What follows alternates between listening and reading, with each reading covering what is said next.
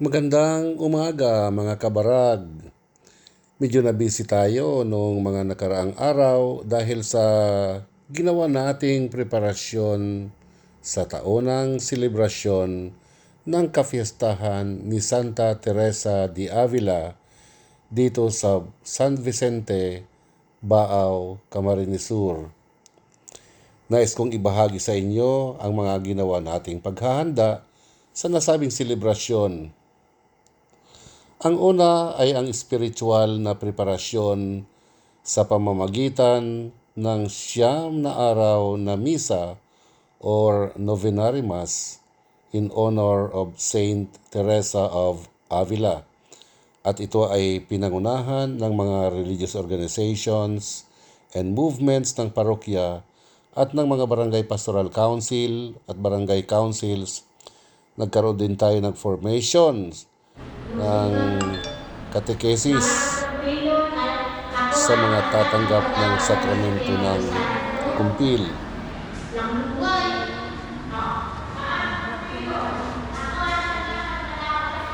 Shout out nga pala kay ating Lulit Buho, ang ating catechist vicarial coordinator, at siyempre kay Natalie Barbara, ang ating catechist Paris Coordinator. Sila ang nag-prepare ng mga tatanggap ng sakramento ng pagkumpil.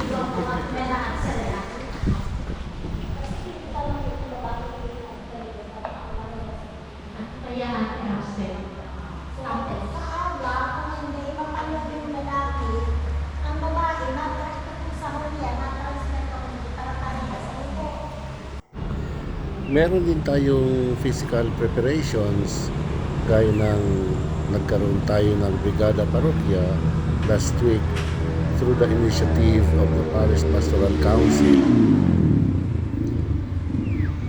Ayan, kung matitingnan nyo ang ating kapaligiran, ang ating patio ay malinis na, mga finishing touches na lamang ang ating gagawin. Meron ding naglinis at nag-decorate ng simbahan at ng altar. Sa pangunguna ni Guillermo, also known as Ate Sharon or Ate Sha. Mas kilala siya dito sa parokya bilang Ate Sha. Napakasipag niya at napakagaling.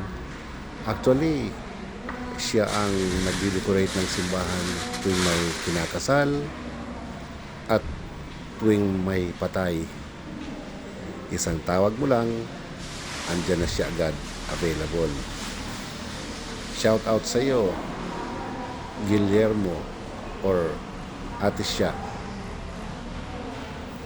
Ayan, kung titingnan natin, simple lang pero napakaganda na ng ating altar. Talagang ready na para sa pagdiriwang ng kafiestahan ng Santa Teresa Avila bukas. Meron ding naglaba at nagplansya ng mga vestments na gagamitin ng mga pari. Shout out pala kay Ate Mabel, ang namamalansya, at kay Mirna. Sila ay mga members ng Mother Butlers Guild. Actually, hindi lang tuwing fiesta nilalabahan at pinaplansya nilang mga kagamitan ng mga pari, kundi all year round. Sila ang in charge sa paglilinis ng mga purificators, sutana, chasables, istola, pati na rin yung mantel na nilalagay sa ibabaw ng altar at lahat ng linens na ginagamit sa misa.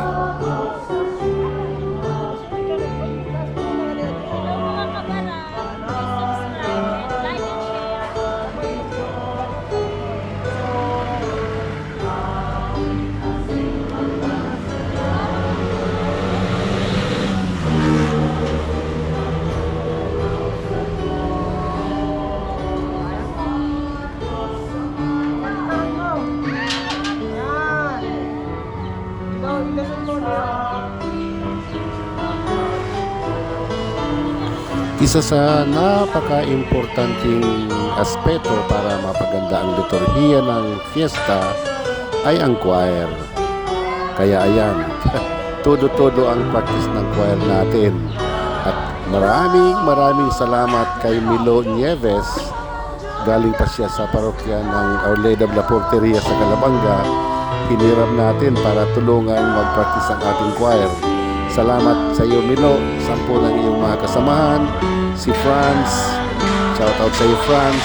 Si Dali, si Inday, si Linda, at si Tirain. Ayan, ang layo-layo ng Calabanga para dumayo dito. Salamat sa inyong napakagandang kalooban.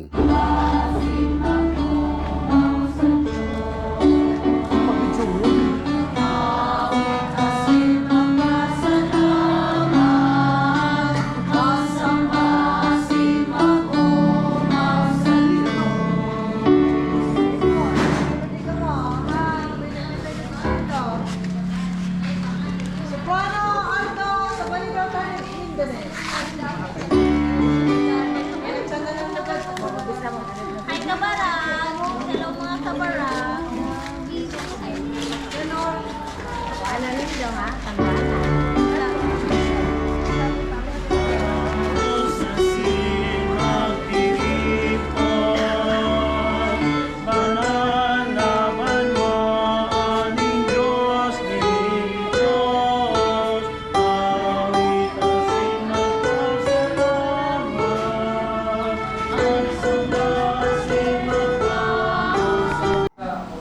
At syempre, mayroong in charge sa kusina Say hi! na magluto ng kakainin ng mga masisipag na tumulong na mairaos ang araw ng selebrasyon. Hi!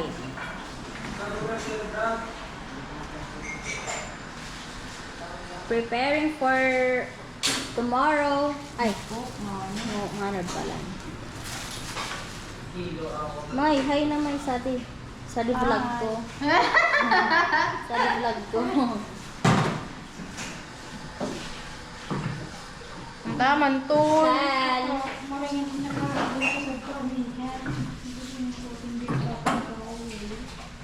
Whoop. Oh, Chabit. Yang. What's up mga kabarag?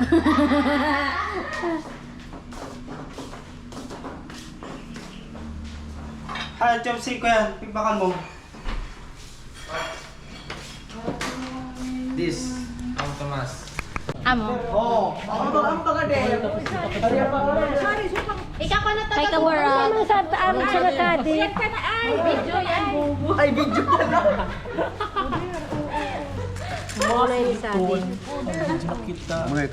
Si Kabarag. Mga kabarag.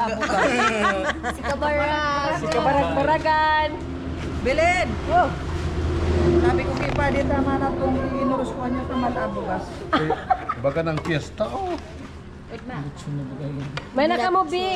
May nakamo mga Kabarag. Sola. Ito.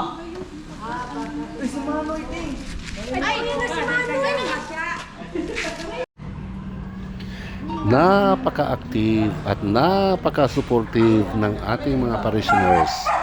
At salamat naman at hindi tayo masyadong nahirapan. Pero bago ang lahat, marapat lamang na kilalanin natin kung sino ba si Santa Teresa de Avila na siyang napiling patrona ng parokya.